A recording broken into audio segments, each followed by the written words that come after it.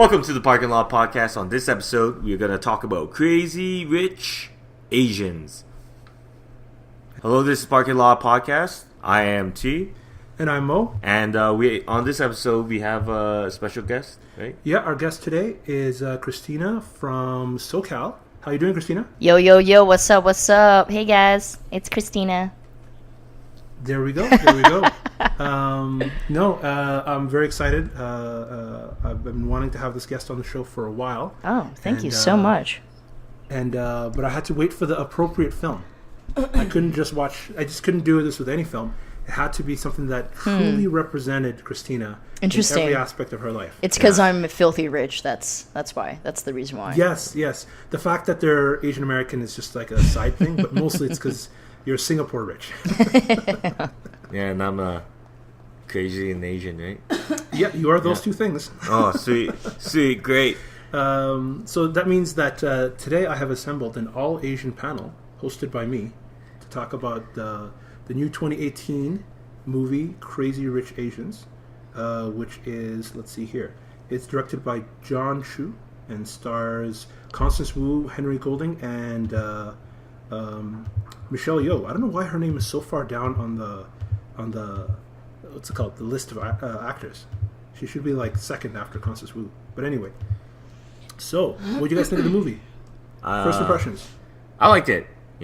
I actually really enjoyed this movie. It was really funny. The storyline was like kind of like a basic like Cinderella story, but then they took that story and then kind of like did their own thing. And like it's cool, and it had a lot of Asian kind of like references, right? So like they kind of like blop like a few things that Asians do, and then like I understand the joke, and that just made the jokes even more funny to me, right? And I kind of want to be like I want to go to like a theater where it has like a lot of like different people, like a lot of white people, and I want to see if they like get some of that jokes, I don't know. Yeah, I think there were a lot of white people in our theater. There was a lineup of like right next to me when we were sitting down. It was like 8 girls. The whole aisle was like just Asian girls. Oh, really? Yeah. Oh my goodness. Wait. Take that one step. So there were a lot of white people lined up for the movie? No. He was saying that there was a lot of Asian girls lined up at the theater. There was like a whole group of them, a gaggle of Asian girls. Right. Okay. Yeah, that's the term for a group of Asian girls, right? A gaggle. A gaggle. Yeah. Sushi roll. Oh my god. No, okay, fine. Oh no, my okay. god. No. Wow. I don't know if we're gonna cut that or not, but No, just leave it all in. Leave it all in. Leave it all in. All right, so Christina, what are your thoughts? Well, anyways, first of all, thank you so much for allowing me to be on your guys' podcast. Thank you, Mohammed. But to get right to it, I think it was okay. I know that Mohammed and I, we had a kind of a side conversation in preparation for this podcast, and we kind of talked about it a little bit, and I think it was okay. But I think after that after that discussion with Mohammed, I kind of thought about it a little bit more, and not necessarily Mohammed kind of, Change your mind. a little bit of insight and a little bit of this and that analysis. I was like, oh, okay. The reason why my first impressions was it was okay was because I think surface-wise, it was a very generic, T, like you mentioned, it was just like a very simple format. But what made it like okay for me was that, it's just a very generic, love story or whatnot. And I understood all the jokes because I'm Asian. I understand those jokes, even though it was a primarily like Malaysian Chinese cast. I think I never mentioned it. My parents are Korean, so all of it made sense. And it's so funny. It's like I don't know how to explain it, but like it was an okay movie. But I realized, hey, it's 2018. We're finally getting a movie that's literally explaining all these, the whole American, or I guess in your guys' case, like Canadian, first, second generation we finally have a movie that's trying to explain that, and it's like it like hit me like a car hitting me, and like I realized, oh, literally this is kind of the first of its of its series, hopefully, and then in that way it was like, oh, hey, this is actually kind of cool. But I think there was a lot of clips of the movie that were fillers, and that scene, the bachelor party on the boat was just yes, complete like just filler, and it was kind of boring. A lot of it I can complain about, but at the end of the day, the real gem of it, I like it. I like it. I kind of don't like it, but I like it. So if that's a shitty answer for your guys' question, I think it was okay. No. Yeah. No. Like, you can have mixed feelings towards media, right? Like, it just actually that kind of makes it interesting, because you could find out what you liked about it, what you didn't like about it, and kind of like you can't just have like I liked it or I didn't. Yeah, right? of course. And I found it interesting that I think you liked it the least out of the three of us, and you're actually Asian American, right? Like, so this is and I think, like, in the book, the character, she grew up in LA. No. I think she grew up in New York. New York. Yeah. No, she was in New York, but she went to school. Sorry, in Stanford. That's where she went. She studied in Stanford. So, like, she's like East Coast and West Coast kind of character. So it's really funny that like I thought you may have a bigger appreciation for it, but you actually had the most issues with it out of us, which is, I think, kind of awesome, because like, representation aside, like, yes, it's good for a lot of other reasons, the all Asian cast and all that kind of stuff, and I don't want to take anything away from that. But what I really liked from it was how it handled the difference in values between, like, Americans and Asians, like, in general, and how somebody who adopts both cultures has to kind of find a middle ground, and how. So I know you guys said that this felt like a typical romantic comedy. Yeah. And I think that's how a lot of people have interpreted, right? And it's because they do put way too many romantic comedy cliches in this movie, right? And I think that's the filler you were talking about, Christina. The bachelor party, a lot of that kind of stuff. It's just like, it's not the best parts of the movie. For me, the best parts of the movie were between Constance Wu, which is, I think, Rachel, like the main girl, and Michelle Yeoh's character, who's Eleanor in the movie. So Rachel and Eleanor, those two are the two main characters. And all the love interests, like all the guys, they're kind of not necessary in the movie. And if you actually kind of go back and watch the movie without knowing that it's a romantic comedy, like if I just told you this is some random movie, you'd actually kind of see that it doesn't actually completely point you towards a romantic comedy. For example, the couple have already met and fallen in love, and their relationship is pretty static throughout the whole movie, right? Like, they're in love at the beginning and they're in love at the end, and they're in love in the middle, right? I mean, they throw in, a little bit of conflict, and it's pretty consistent throughout the movie. I don't think there's any conflict about their actual love for each other, right? Which is, I think, the bread and butter of a lot of romantic comedies. That there's, like, questioning. There's, like, he lied to her, but he really falls in love with her, and she has to learn to forget. Something like that. I think there's a little bit of tension, but yes, I agree. There's, it's pretty consistent throughout the movie. I think you're right. She's annoyed with his family, but, like, at no point in the movie did I think that she questioned that she loved him, or he questioned that he loved her, right?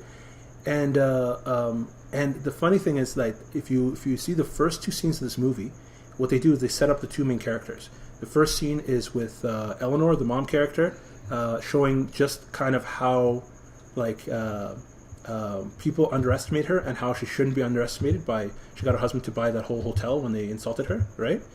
And so that scene is setting up her, and the second scene is setting up Rachel. It shows her beating that guy in the poker game, right? Her student. Yeah. So it shows that and it explains her character, that she can understand, like, game theory and she can get into people's psychology, right? So the movie sets up the two main characters, and then after Nick shows up, and he's just, like, there to acknowledge that he's her boyfriend, right?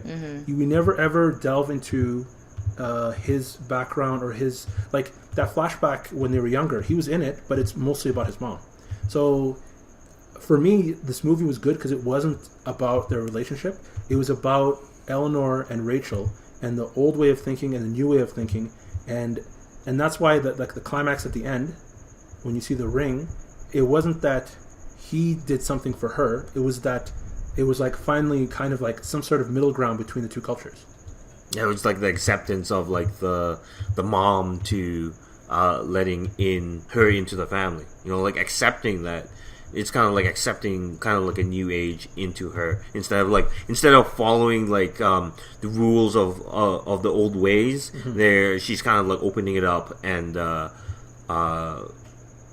letting like kind of like a new ideology come in, kind of thing. Kind of. I actually don't even think it's that, because that would be the typical American movie, right? Where like the old world just accepts the new world for the way it is, right? But I think this is a little bit more nuanced than that. Do you guys want to jump right into the end of it? Should we do let's do it for this movie? Let's do it. All right. So the reason I think that point is so... Okay, well, actually, before we even get into that, what do you guys think of the mom character, Eleanor? What do you guys think of her? I was expecting her to like jump around, fly around with a sword, and like start stabbing people, like in Crouching Tiger, Hidden Dragon. But you know, I actually did like the character. She played it well. It was a Constant Wu. Like no. Who is the Rachel? Yeah. This is Michelle Yeoh. Yeah. So Michelle Yeoh did this really well. She played the character believable. In a way, you're like, oh, you kind of like want to hate that, that person. But in another way, it kind of like reminds me of like like my aunts and stuff like that in my family, right? Like it's just like how she portrays herself, right? So, yeah. What about you? Yeah, she was exceptional. I mean, very. I was talking to Muhammad about this. I'm like, she literally was like a copy and paste of my mom, but my mom is very. My mom, compared to other Korean moms, is she's much more flexible. I remember as a kid, I told my mom, like, as a joke, like, oh, I'm not gonna go to college, right? And she's like, oh, that's fine. I'm like, what? You can't do that. You can't not, like, force me to not go, to go to college. Yeah, I think she did the whole, tiger mom, that whole, stereotype, which is, I think, majority is pretty, is spot on. It's true. And I think she did a great job. And I think, she was never... It was funny, like, anytime she talked, there was always a double meaning in everything she said. And she was always dropping hints, like, hey, everything was going to be, something wasn't going to be offered to you. You had to basically work for it. So, yeah, I think she did a great job. I think it's funny, I actually watched, what's that movie she's in? Literally. Crouching Tiger? Yeah, dude, I watched it like 2 months ago for the first time. Yeah. For the first time? For the first time. It's been out for so long. Yeah, I know. It's like 2003 it came out. Yeah, exactly. I'm gonna stop myself because people say that to me all the time. Like, how have you never seen this movie? Yeah, exactly. But, and then how have you not eaten Poke, your entire life? That's what I'm gonna bring up. Sorry, sidebar. So just to let people know, Poke is like a Hawaiian food that recently arrived in Calgary, or at least recently was marketed in Calgary as like the new thing. And Christina is like beside herself about how ridiculous it is that it took us. It waited till like 2017 to get Poke in Calgary. Hey man, you guys adorable. Don't have Americans don't have ginger beef. I think they have. Yeah, we have ginger beef. Oh, do you have ginger beef? Yeah, there's tons of ginger beef here. I think T's bringing that up because it was created in Alberta. Yeah, like it started here. Oh, that's adorable. You guys didn't have food, so you started making your own food. What'd you say? I said you guys didn't have food, so you started making your own food. Like, what was the ices? Like, I remember first winter when I lived up in Toronto, freaking ices. You grab a cup of ice or snow. Oh my god, snow, and then syrup on top. I'm like, this is madness. on the side of a street, like a residential street. Cars are driving by. When life gives you lemons, you make lemonade. Yeah. When life gives you snow, you put syrup on it. Okay. Yeah, and you are welcome for us introducing you guys to some of the great flavors of the world. You know, like ketchup chips. Oh my god! All dressed chips. Oh my god! No, I don't want to take credit for all dressed. No, chips. I was gonna say, please don't. Well, what else is there? Poutine. You know. Oh yeah.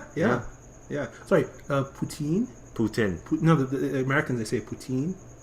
They say it in a weird way. You mean Vladimir Putin? Who are we talking about? Putin. Oh, Poutine. But anyway, I completely lost my point. What were we so the point was it was literally the first time I ever saw that movie, and oh god, she was a great actress. I mean, great actress. She played the part very well. Played the whole tiger mom stereotype, and I don't think she was overbearing. I don't think she was ever unreasonable in her storyline. So So she's hands down my favorite character in this movie, right?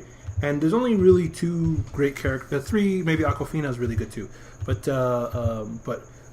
Eleanor, Michelle Yeoh's character, what I like about her is that even though there's a lot of filler in the movie, every scene with her in it was actually like thematically resonant. Like it talked specifically about what the movie was about, and that's what I really like about it. So, for example, the first scene that they meet for the first time, like you have this big party, and the mom is in the kitchen making sure everything is being done well, and even while she's talking to Rachel, this girl that's like maybe come here to destroy her family, she's still worried about making sure that all the food and everything's being prepared properly. And if you remember, there's no scene in the movie where the character Eleanor is enjoying any of her wealth. She's constantly working for her family. Everything that she's doing is just protecting and working for her family. Even at the wedding, she was like making sure that the less rich cousins was breaking up one of the sons that was with that porn star. Oh yeah. Right. Mm-hmm. So every scene. So even the first scene where they meet together, she's there, like in the middle of the conversation, constantly making sure that the food's being prepared. So I think that displayed her value. So her value is that you work for your family, and if you are not like of this like rich pedigreed family member, if you're not of this family and you want to join this family, these are the sacrifices. She tells her, you don't know the sacrifices that it takes to be part of this family, right? But she doesn't even just assume it at the beginning. She kind of questions her. She asks her, like, tell me about yourself. How's your mom? And she says that, my mom has always wanted me to follow my passions. And she's like, wow, what an American thing. And yes. and that's the real threat. It's never that she's poor. It's never that she's not one of these like pedigreed families. It's that whenever she asks her questions, her American like self-happiness keeps coming up. Mm-hmm. So every conversation they have in the movie is like perfect. I love every conversation that those two have, even though the rest of the movie may have some filler. So I think that's why I really like that character. Yeah, and I do agree with that. And like one of my favorite characters was like Rachel's mom. I like Rachel's mom. Oh, Rachel's mom's great. Yeah. Yeah, she was very like down to earth. It reminds me of my mom. You know, she's very chill. She was very relaxed.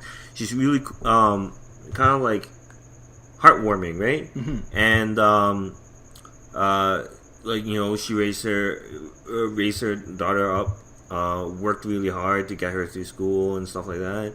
And her daughter is now like you know very successful, and I think that's a lot of you know Asian moms and Asian families in general. Any mother wants out a child, right? They want them to be successful and stuff like that. Yes. And but the way she raised her is very differently. So she had adopted that kind of American idealism, which is not a bad thing. Actually, considering her life circumstances, it made a lot of sense, right? So she was worried about her daughter's happiness because her circumstances of her life and how she had her daughter were pretty grisly and pretty bad, right? She had to run away, and so she's like, I want my daughter to be happy. I don't want her to put her in a situation where she has to choose between her happiness and someone else's happiness, right? While you have like someone from like that has more like Asian values, like Eleanor, and she's the more like your source of happiness comes from your family. Like serving your family is your happiness. So that's where she gets her happiness from, and that's when she says like, "What's at the end when they have that mahjong scene, which I love, by the way." Mm-hmm. She says like, "All you Americans are only concerned about your personal happiness," and she says, "Don't you want Nick to be happy? Right? Don't you care?" And she looks at her right in the face and she's like, "It's an illusion. Like, don't you get it? Like that's like your happiness comes from serving your family, not from your own selfish desires."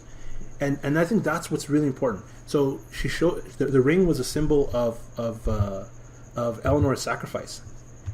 That ring, she didn't get the family ring. That ring showed that she wants to carry that ring. She has to sacrifice everything in her life for her kids. Do you guys remember the scene when right after they did the rolls, the dumplings? Yeah. And they're in the car, and Nick's telling her like, "Oh, my mom's always been like that." She knew that the family wouldn't accept her, and so she allowed Grandma to raise me, even so that I would be the favorite. So that is actually one of my favorite lines in the whole movie, and they kind of skip over it really quick.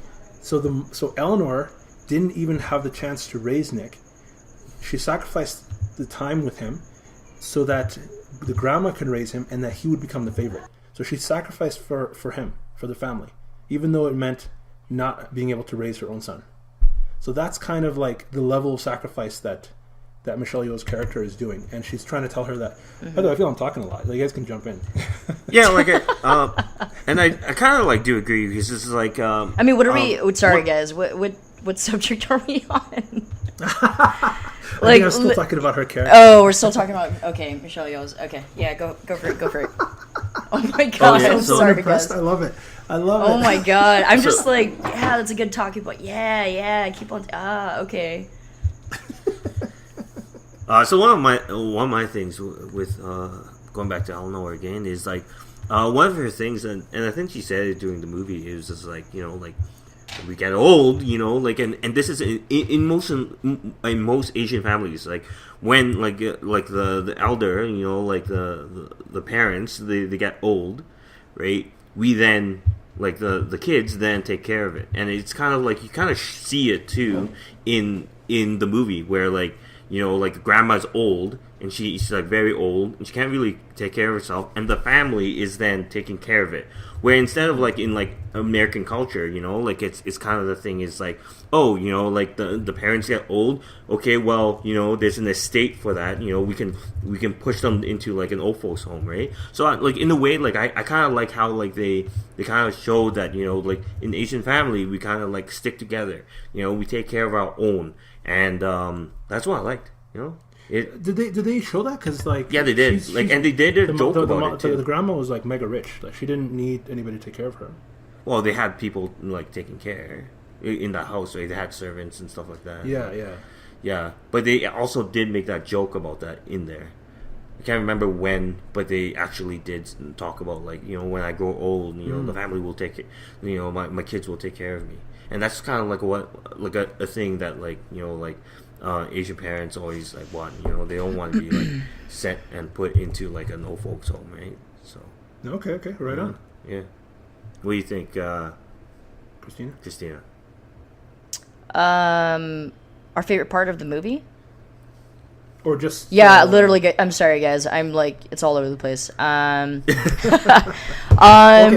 can we just? How about the stylization? Go ahead. Stylization? You're throwing fancy words at me. What were you gonna say? No, I don't know. Do you guys just? Are we talking about our favorite parts of the movie? Sure.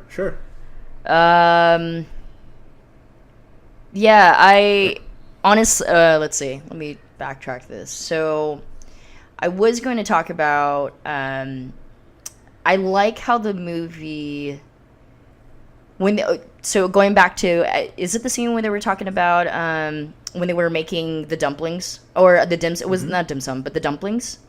Dumplings. Yeah, and you know, they were sitting there. They weren't explaining what a dumpling was. They weren't, you know what I mean? They're very much like there's a very I don't know how to explain it, but apparently I don't know how to explain anything. But the whole thing that the audience wouldn't understand what a dumpling is that we're beyond that conversation now. We've slightly evolved and not, hey, we're not racist anymore. Like, we've gone, we're one step ahead of that. We're like, hey, now we've got a scene where they're just making dumplings, they're just making food. Or, if this was a movie about a different culture, like, for example, Mexicans, they make tamales, and, they don't have to explain why they're doing it. They're just doing it. And I think that's really important that we've got, you know what I mean? That scene was in that movie.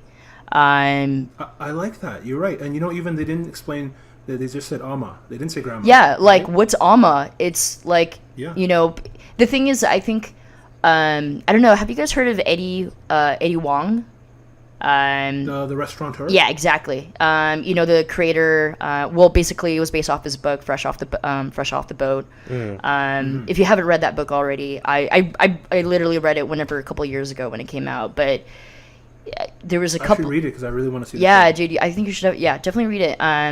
But I kind of share the same animates that he had. He talked about how Asians are always having to explain everything. It's like, no, we don't have to translate things. It's like, if you turn it the other way around, so like, white people have never had to, Caucasian people have never had to explain why they eat, tuna sandwiches. They just do, you know what I mean? It's like, and then why all of a sudden we've got this double standard on, Asian, anything that's Asian, right? Like, we've always had to explain.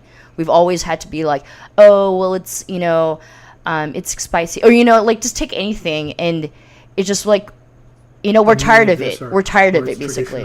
Yeah, we're tired of it. So, if anything, hopefully this movie is just to kind of go, hey, let's take one step beyond that. Let's evolve slightly and just realize that, hey, Asian people, we are American. And I think, what I loved about this was that it wasn't, like, because it was a cast of, okay, it's about Asian people. Yes, we get it. And all we saw was just Asian people. Oh my God. But okay, I'm just talking and blabbering now.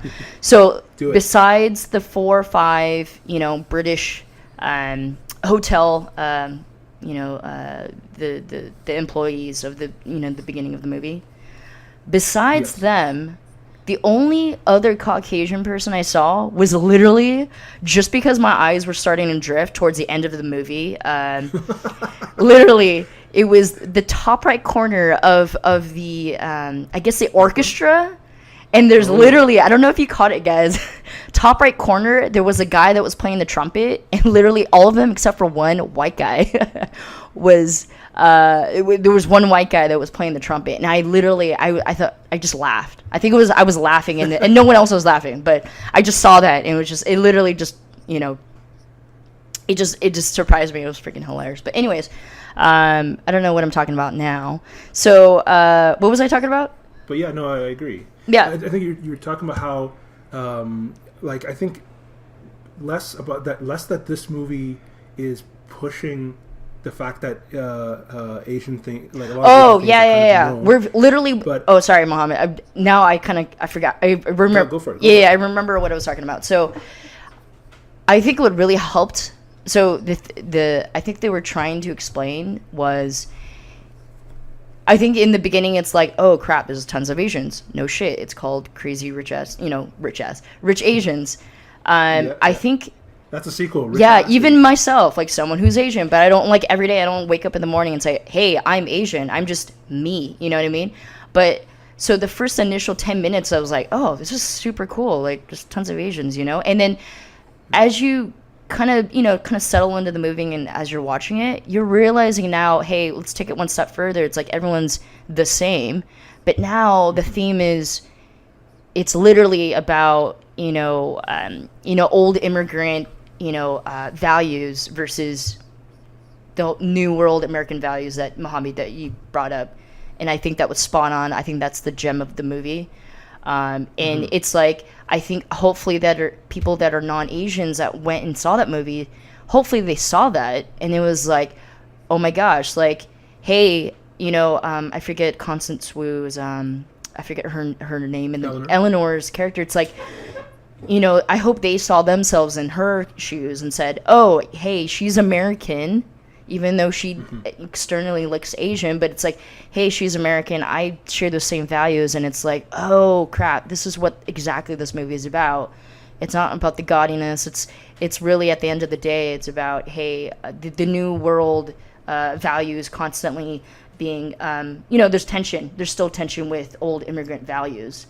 So yeah, I think that was the point that I was trying to get to. But if anything, I agree with Muhammad said.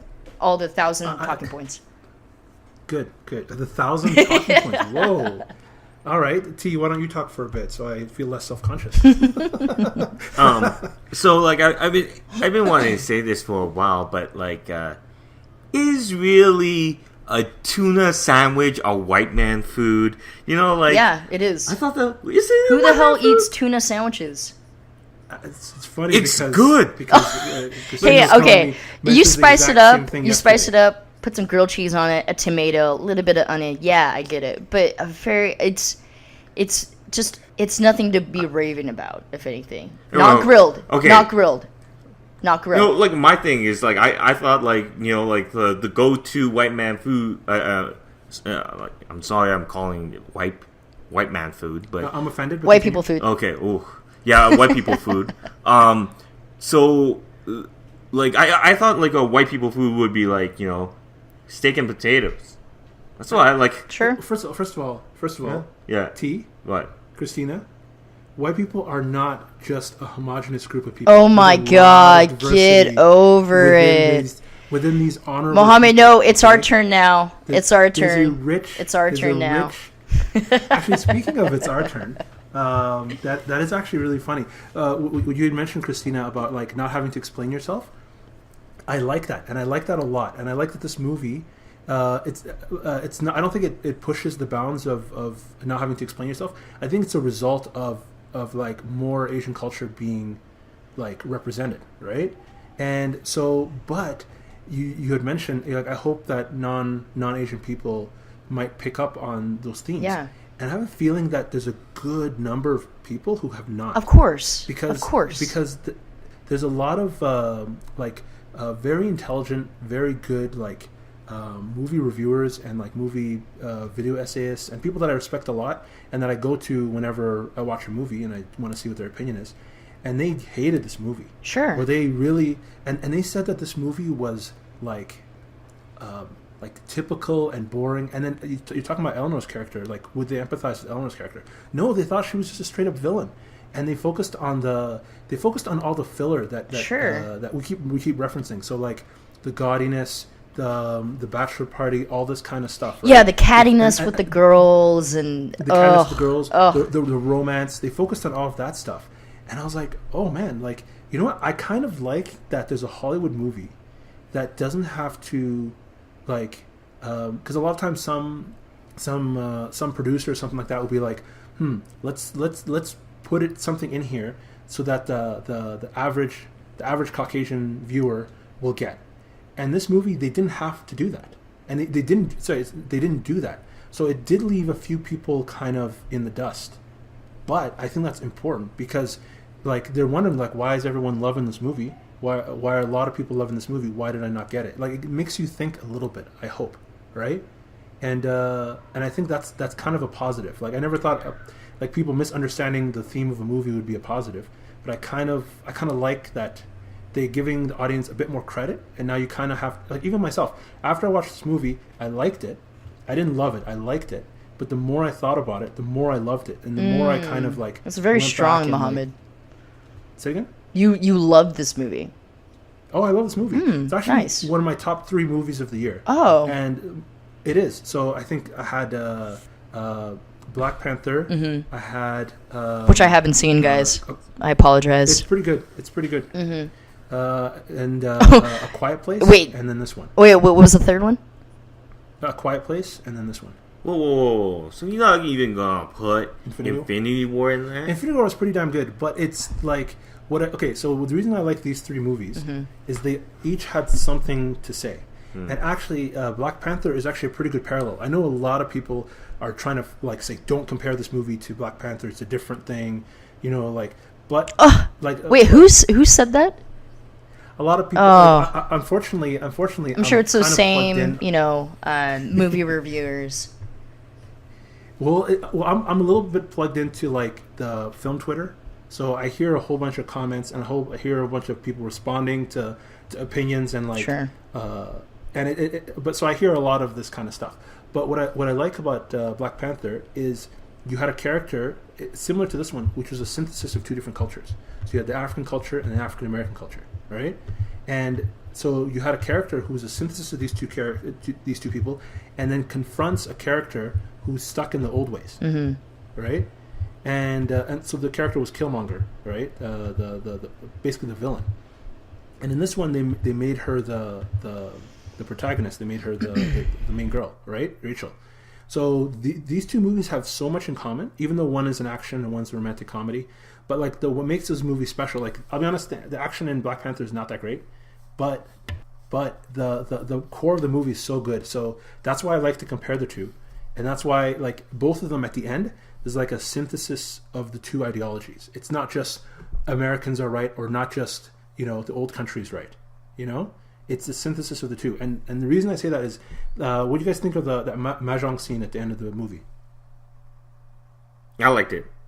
It was just like, I don't know, like it was kind of like she had a like it kind of like harkens back to like the first movie. No, the first scene okay. Where she's like, kind of like laying a trap for that guy and like reading the character, right? Yeah. In a way, like she understands, and she understands what she's going to do, like what Eleanor is going to do. She totally knows what Eleanor is going to do. Yeah. And kind of like she's letting her win. And in the end, when she shows like, this is my hand, being like, yes, in anything, I could have let you win at any time here.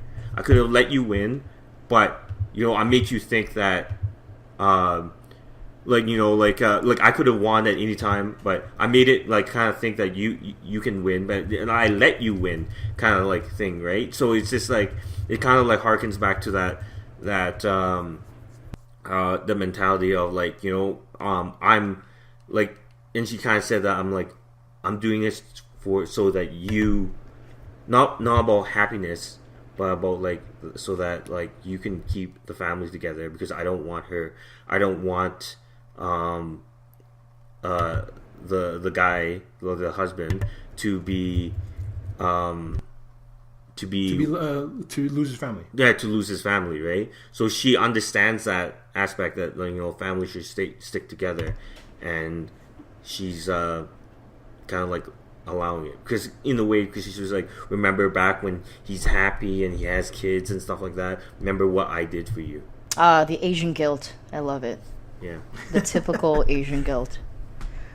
Well, did you enjoy that scene, or was your eyes like glazing over the scene where they're playing the game at the very end? Yes. Oh yeah, absolutely. Everything you just said, 100% agree. Yeah, and what I love about it was she looked her right in the eye and said that, yeah, dude, I'm sorry. I was just going to literally just regurgitate what you just said. Yeah, she was just like beyond it. She was like, she knows what she needs to be happy about, and she just basically gave it to yeah, there you go. Basically gave it to her and said, if you're so stubborn about your family's ways, your values, like, I know, then make your decision, basically. And she just gets up and walks away with her mom looking back. Walks away. Yeah. All badass and stuff. Oh, yeah, I loved it. She should have dropped the mic, Yeah. Or picked up a mahjong table and just, mahjong towel and just dropped it and be like, word, and just walked away. Yeah. Word to your mother. Actually, I don't even know how to play that game, but I wished, while I was watching, I was like, oh my god, I wished I knew what they were doing.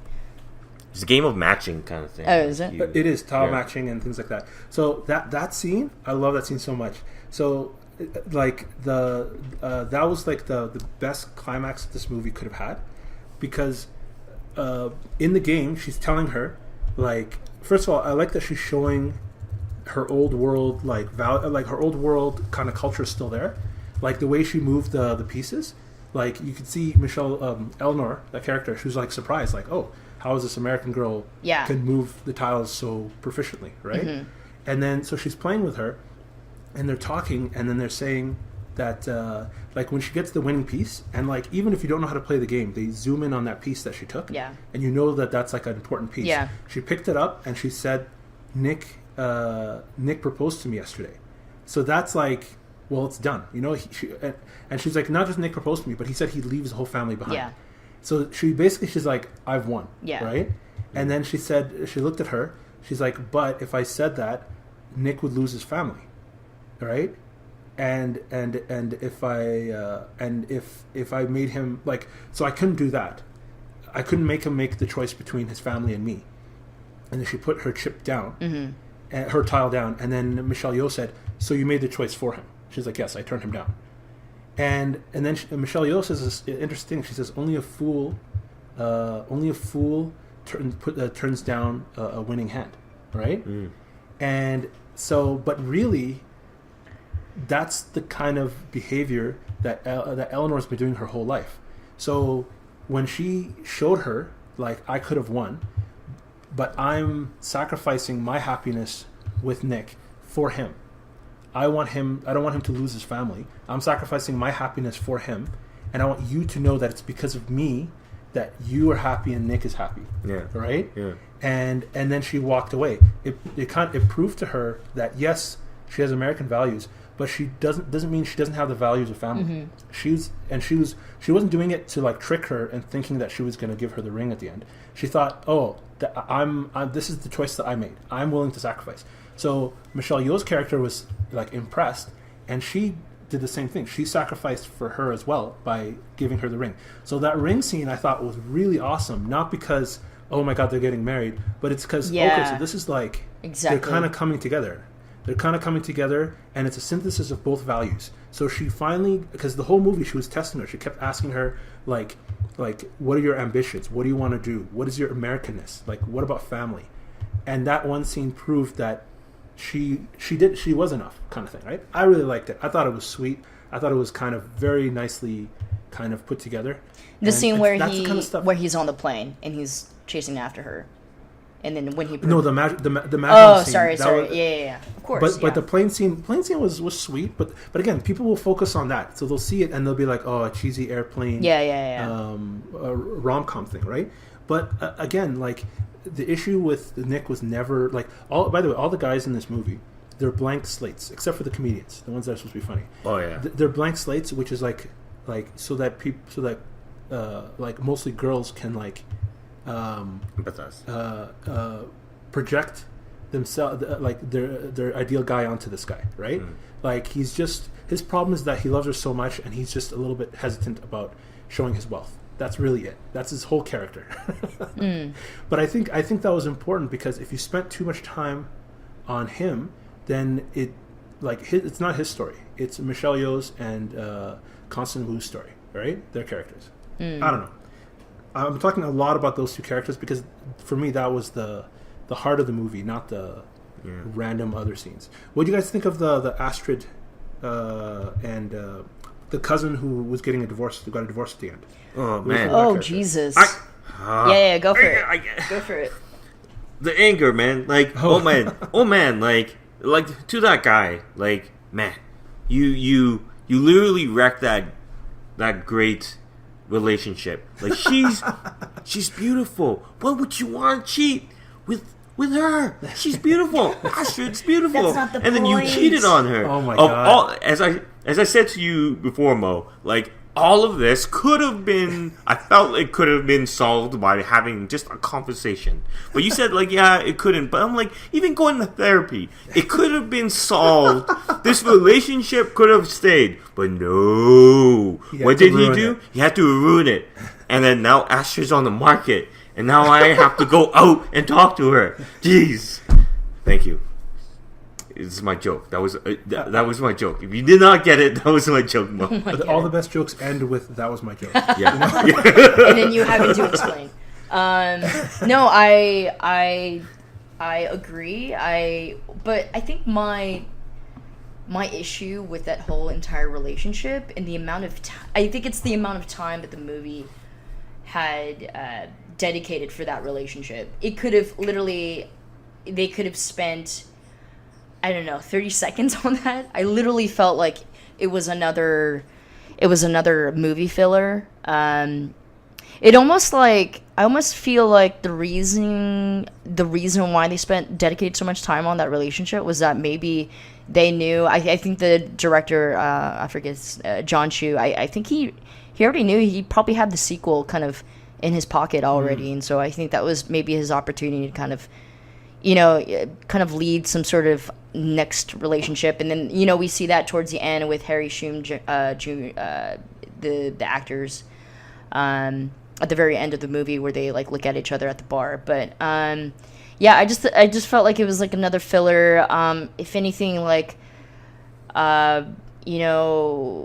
she thought she was like this dedicated wife, and yes, she was trying to coddle his fragile masculinity, yada yada yada. Boring. So I just felt like literally it was just a waste of time. For me, it was just a waste of time. It was filler. I agree 100% with everything you Oh just my said. god. Oh my gosh. It was making it. It was. Anyways. But it started out go good. ahead. I thought it started out strong. Didn't it start out strong? I think it was Christina, whatever. Honestly, it was just whatevs for me. Well, at the beginning, I thought like, okay, this makes sense because this is like thematically linked to the main story, right? You have this couple. One is in the in crowd and one's in the out crowd, right? One's rich, one's not as rich, not from the right family. And the roles are reversed in this one, right? And they already got married, so it's kind of like this is what Rachel should expect when she gets married, right? So I'm like, okay, this is really good, and I really like the actress who played Astrid. I think she had a really good performance, but then it's like they forgot that this was in the same movie, and then they just there you go, really 100%. And it seemed like it was. Like, why was that there? And they wrapped it up in like one scene or like two quick short scenes. Yeah, dude, literally he was in his tennis court like outfit. Like, what was he wearing? Like white, these like white Dockers, like, hey, I'm ready to leave. Okay, peace, bye. Like, what was that all about? No, but you're right. Like they characters that are in the sequel because it's based on a trilogy of books. And actually, a little bit of a spoiler. So in the book, in this first book, you get more into detail about how he actually faked that cheating. He didn't actually cheat on her, but he was so insecure about this whole situation that. And actually, I got vibes of that. I'm like, oh, he didn't actually cheat on her. I actually thought that, right? And it's like is it the reason? Okay, is it the scene where they're in the car going to the wedding and how quickly he just said, "Yeah, oh my gosh," like, yeah. Is that how? That was the scene. That's part of it, but I thought they were gonna work with that. Like he was basically maybe testing her, maybe doing some sort of weird manipulation thing. But then it just ended, and I'm like, oh, then why did you waste my time with that storyline? like Christina, you keep saying it, and you're absolutely right. There's so much filler in this. Dude, movie. there's so much. There's so much. They shouldn't have spent all that time with the bachelors. Yeah. All the catty girls, the girls that were like. Oh my god, dude, 100%. They spent so much time setting that up. And in a cool way. I love like the cool flair and the stylization at the beginning where they were like, oh my god, that's exactly what I was just gonna say. That's exactly that part where she walks by, takes a selfie, sends that photo to, and then how it just is super viral. That was such a great like representation of how quickly things just move in Asia. And so so in Korea, everyone's aware of like K-pop music, yada yada, but just the fangirls and just the culture, like they're so quick. They're so quick on stuff, and that was such a great representation of that. How here, and then they all searched her, and then all of a sudden her crappy photos came up, and it was like 100%. It was 100% correct. Right? Yeah. But then, okay, so when I mentioned earlier about stylization, like, that was the beginning. The beginning of the movie was so stylized, right? Like, even the music that they chose, even their headings, like, everything was really stylized. And then, like, after that scene, they forgot that this movie is supposed to be stylized, and then it got more, like, standard for the rest of the movie. And I thought that was such a missed opportunity. Like, why are you giving me the best stuff at the beginning, and then kind of dropping it for the rest of the movie, right? Like, I don't know if they were worried that with such a like all the dramatic scenes that we would lose it, but I thought that was a big mistake. But yeah, like, that stuff, the Mean Girl things, like, they spent so much time setting it up, and then they solve it with her just wearing a dress and then walking by them at the wedding. Like, that was the end of it. They never mentioned it again. There was no real conflict. She just put on a dress, walked by them, and those mean girls just back down, right? Yeah. Wasn't that like a waste, like a dropped story thread? Yeah, like, I feel like it is, but, like, in a way, like, I feel like it was, like, kind of like a setup for the rest of the movies, which I don't like. I hate that. I hate that. We're doing that in our romantic comedies now. Like, I know they do it in superhero movies, but now we're setting up, like, a cinematic universe in romantic comedies. Yeah, man, and it's going to be like, like Asian Thanos. Asian Thanos. Yeah, and it's just like Yeah. pulling the strings, and then like a snap of the finger, everyone's Asian, right? So like I think buried into this kind of bloated movie is a short film about these two characters that's really great, but there's all this other stuff in it, and I think it distracts people, and people don't get the point of the movie. Yeah. Oh, quick question, guys. How long you guys usually record for? About an hour. I just wanted to, like, squeeze this in before we end the podcast, or you guys end the podcast. If anything, I do want to highlight the positives, the things I did find. I hope. Yeah, I was just realizing, like, the entire time that we've been talking, I was like, have I said anything positive about this movie? But I think the gem. I think, what we talked about earlier was just, like, not the superficial gaudiness, but about the immigrant versus American new values and whatnot. But I think, just looking at this surface wise, I think my very favorite parts of this movie were all the comedic parts. I mean, Awkwafina. Actually, great. yeah. Did you know that her first name is Nora, and then Ken Jeong.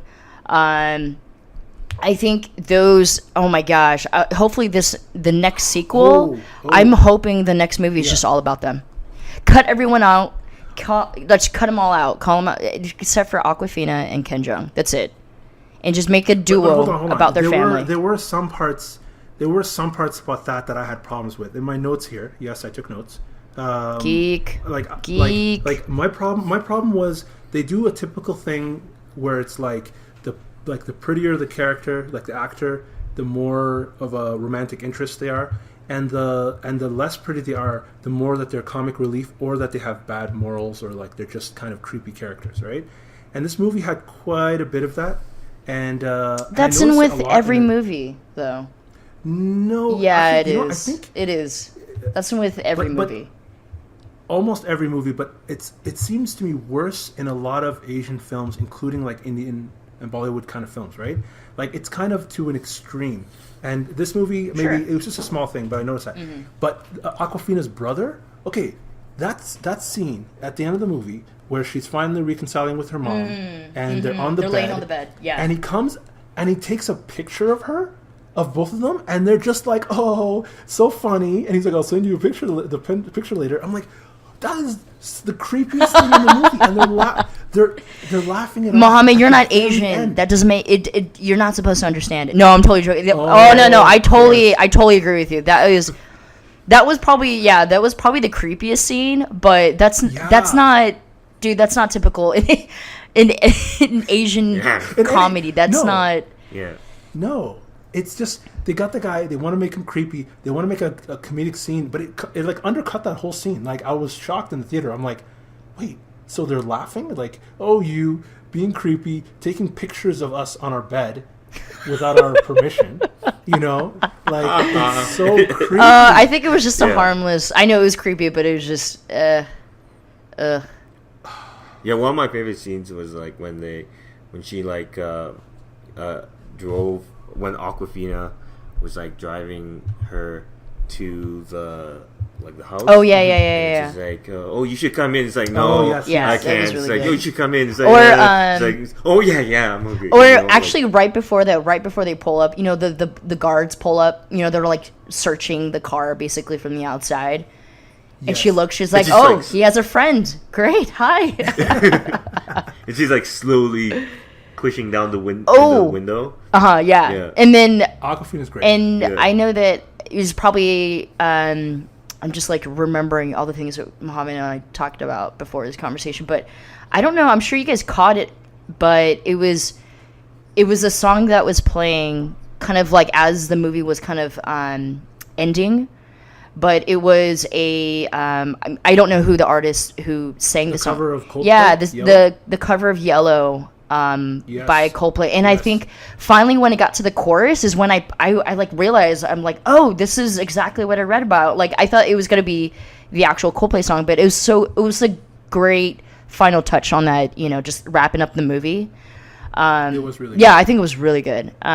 So T, I don't know if you're aware of this, but John Chu actually wrote a letter to Chris Martin, the lead singer of Coldplay, and just basically asked him, or basically, hey, is it okay if I use your song in the movie? And then not only that, explaining like, actually, I don't know what part of the U.S. he grew up in, but I think he's a couple, maybe 2 generations older than us. But he said that growing up in the States, it was really rough. He was referred to as yellow and, incredibly racist and whatnot. But he just explained that story and just asked Chris if he could use that song in the movie. And obviously they were totally on board. So I think that was a really cool touch towards the end. I thought it was such really a cool. nice scene. It was performed really well. Yeah. And a lot of people, like I read online, a lot of people got really emotional at that part of the movie because they really again, it's that synthesis of both cultures, right? And so good. We're running long. Good, so cool. A bunch of quick facts. Yeah. So do you guys know that when the writer for this, Kevin Kwan, is it Kevin Kwan? Yeah. When the writer was first offered, was approached by producers. The first producer to approach him asked if Rachel's character could be white. No. He didn't even respond to that email from that like very prominent producer, and that was a big thing. Like he accepted less money. Good. For this. Actually, Netflix also approached him and Yes. threw a lot of money at him Yeah. to turn this into like a film series on Netflix, but they would have more control. Exactly. So he turned down. Because he wanted more control of it because he knew how important this movie was. Right? And then Or at Mohammed, least- just to add to that, also John Chu also he wanted specifically it to be exclusive in the movie theaters so that people can come out and actually support it, not just what I mean. See, absolutely. reflecting the numbers, right? He's like, this should be in theaters. Yeah. And actually around the same time, like recently, Netflix show I think came out or a movie called To All the Boys I've Loved Before. That something like movie, yeah. I've been seeing so many Instagram posts on that ridiculous high school rom-com. Yeah. It is. And again, that character as well, when they were first approached, they asked if that character could be white. Of course. So, it's always happening.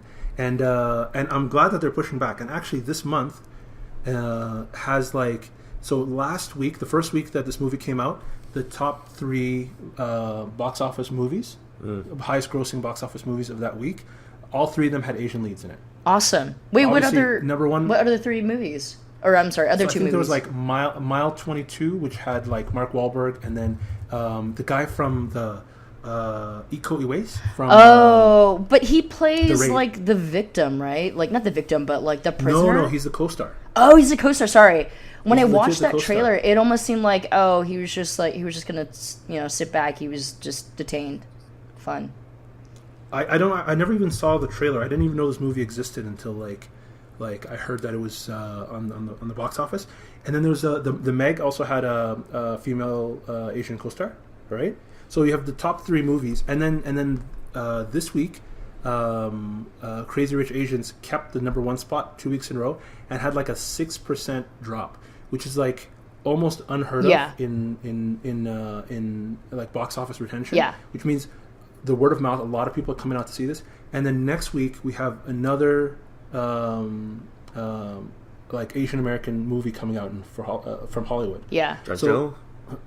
Yes. I think that's it. It's called I forgot the name of it, but basically, so this month has been like a huge deal for Asian representation. It's like no representation for like ever, and then all of a sudden, all of them come out in the same month. Like, it's actually too much. Just- It's too much. We should just go back into our houses now. You know what? What's it called? Know your place. Is that what they say? What's that? Know your place, or like, Know your place. Like don't push your luck. Or Don't something? push your luck. Joy Luck Man, Club? I'm kind of like happy that they're doing this, and I hope that they keep going on this train, instead of They like will. Yeah, and instead of being like like having something like Ghost in the Shell, or yeah. having something like Death Note. 21, Oh my 21, god, Death Note. No, 21, that poker movie, the real, it's based on a real story on a real Asian kid, Yeah. and they made him white for the movie. Yeah, absolutely. Yeah, like Yeah, it happens all the time. But the reason I'm hopeful is that they have finally the box office numbers behind them and the positive press. So Hollywood doesn't make any changes unless there's guaranteed money. Exactly. according to I the think- point of view, right? I think at the end of the day, I think it is incredibly racist, but I think with the success of these movies, I think people are gonna, especially it's the producers that they need to realize that, minorities do pull in money. Asian themed, Asian casts, oh yeah, pull in, Oh, yeah. big numbers and as fully fleshed out characters. Exactly. Not just exactly, not just exoticism, not just kung fu, not just as love interests. not just the Chinese waiter, And that's the benefit of having an all Asian cast. You force, even if this was written by white writers, right? You'd be forced to create different personalities. If you have only one minority, like if you have one Asian person in your movie, it's so easy for them to either one, be written in a stereotypical way, or two, whatever they do will be like representative of all Asians, right? So everything that they do, everything that they say, the way they're dressed, everything will be dissected because that one person represents the whole group of people, right? But in a movie like this, there's so many people that you say, oh, you could see the variety of people. yeah, exactly. Anyway, I think maybe we should wind this down. And the final thing we like to do in this podcast is T's favorite segment, which is called Tickle My Fancy. for So- those who didn't understand what he just said, it's called Tickle Your Fancy or Tickle My Fancy, something like that. And where we talk about some sort of media, some sort of whatever we're watching or reading or listening to right now. T, you got something? Right now, I'm kind of like finishing up a lot of things, and one of the things that I just finished is Disenchanted, and oh man, I was so hyped, and then the hype train went down the rabbit hole. I really did not really like that movie. No, I mean that TV show. It had promise. It had a lot of promise, but it was just the storytelling was kind of weird, and I just wanted a little bit more out of it. And it still has time. Like, I still feel like it could get better, but right now, not really that great. And Disenchantment is that new Matt Groening TV show on Netflix, the guy who created The Simpsons and Futurama, his new show, of the same kind of style. Yeah, I saw it too. It was disappointing. Yeah. But I have to say, like, me and Mo just finished watching a Marvel TV show, and it's Cloak and Dagger. And man, that show was really good. It kind of like faltered near the end, but that show, if you want to see something that's like very refreshing, that's a little bit different, then you should check out that show. And it's by Freeform, and it's like a superhero, kind of like in the superhero universe. So it is a superhero TV show, and it's a little different than watching like what you're seeing on TV now, like Shield, Agents of Shield, Gotham, all those really interesting shows right now. But like it's interesting. If you like superhero TV shows, you should check that out, because not a lot of people are checking that out, and I feel a lot more people need to watch that and talk about it. I honestly, I can't in good conscience recommend the show. It's so lopsided. Like, whoa. Yeah. Oh, really? Like, man, come on. I'll be honest. T and I actually watched it together. Right, we watched all. That's so cute. 10 episodes. Mm-hmm. It is right. It was adorable, but like we watched it all together, and I had moments where I really, really liked it, but the lows were so low. Like, there's so much good content out there that like I can't recommend the show. It's just, and the ending was really disappointing. So if you're really interested, you really want to see a superhero show, and you really want to see something at least different and good for like half the time, check it out. If not, spend your time on something better.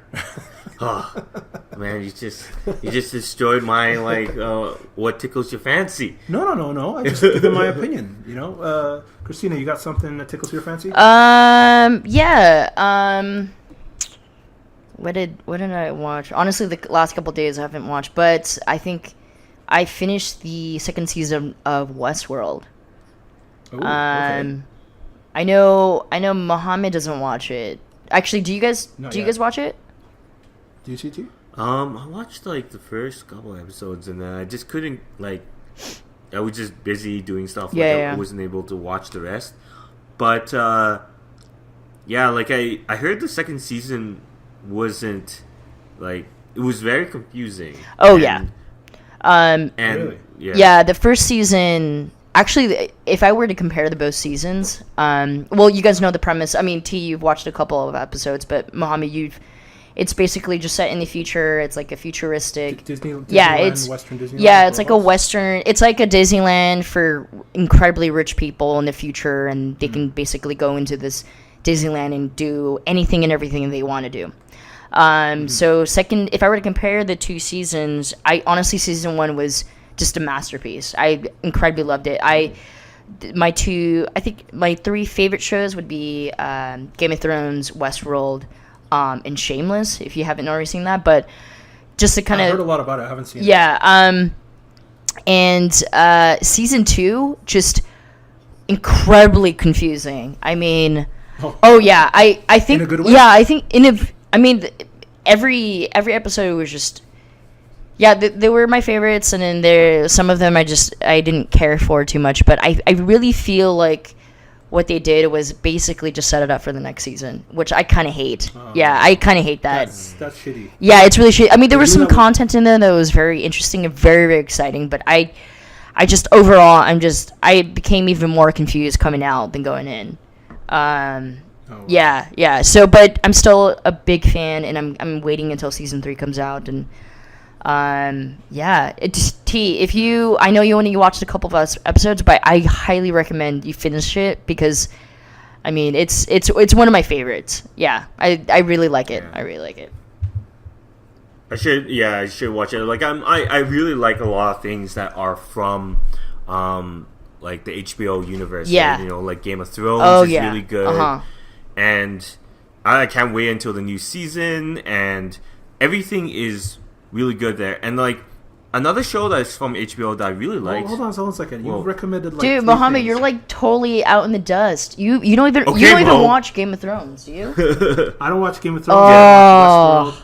I haven't seen Shameless. I haven't seen any of this. How are you living? True Detectives. How are you living? Well, you know how I'm living? I'll tell you what tickles my fancy. The Venture Brothers. And I know both of you guys are not watching that show. What? What is that? Is that English? Yeah, Venture, as in adventure, but the last name is Venture. This show, I don't think not very many people know what I'm talking about. It's kind of a niche show, but it's an animated show, and it is phenomenal. And they're on their 7th season. It's only taken them 12 years to do 7 seasons or something ridiculous like that. Which channel, which app, what are they playing on? It's on Adult Swim. Oh, okay. It's an animated show, and it's got the best, sharpest comedic writing. I'm talking about better than Rick and Morty, and I love Rick and Morty. I really love Rick and Morty, but better than Rick and Morty. And the show is so crazy, and like it's written and directed by like 2 guys, and it takes them like 2 years to come out with 1 season, sometimes 3 years. And the show is so good. It's so good, and like the fans are like rabid. Like people who know about it love it, and then most people just don't know about it. But anyway, Wait, what is it about? But oh my God, what is it? Yeah, what is it about? You're like 7 seasons in, you're like, dude, I'm way beyond this. It makes fun of everything. Okay, so it's like imagine a world where there are superheroes and supervillains, but they're not like, and some of them have powers, and there's like super scientists, and there's technology, all that kind of stuff. Okay. Except they're all just a bunch of like rich people who do it as like a side job, like as a recreation. Right? Like okay, fun. Okay. So they have they arch each other is what they call it. So they like antagonize each other. So their superheroes are assigned to supervillains, and they they go through like the bureaucracy of it, and they're like there's a lot of politics, and the show just makes fun of basically everything from like the creator's childhood. Yeah. Remember the old Johnny Quest thing? Yeah. So the base premise of this is Johnny Quest. Ooh. So Sorry, guys. It was remember the dad in Johnny Quest? He would take his son and his like foster son and their bodyguard on adventures, right?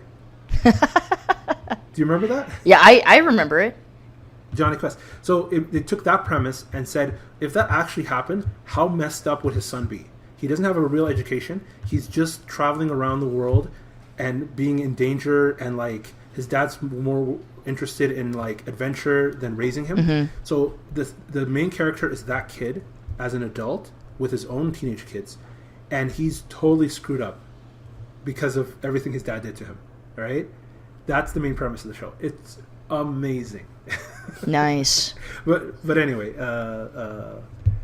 it's one of those shows that like if you like anime, like adult animated comedy, it'll be really good. If you don't like it, stay away. It's just I will. It's not for you. I will. All right. Before we wrap up, I'm just gonna bring this up on here because this is a podcast about crazy rich Asians. Yep. Did any of you guys see that crazy cool picture of Mulan? Ooh, you mean the new actress that got casted for her? Yeah. Oh yeah. What's funny, when she was announced, I read a couple of articles, and apparently she was like, I think the bottom of the list, and so it's one of my favorite Disney movies. So hopefully it does its thing. Yeah. You don't know this, T, but back when Christina and I used to work together, share the same office, we used to play Mulan songs. No. I think it was once. Of the year and a half that we worked together. You're kidding me. Like, I think we had Disney days. No, we didn't. No, we didn't. No, we didn't have Disney days? No, dude. I think it was like one day. And then not only that, if I did play it, you were singing along with me. I was singing along with you, and it was good times. And so Mulan has like a special place. Yeah. But anyway. I hope they don't. Yeah, right before we end, could I just plug?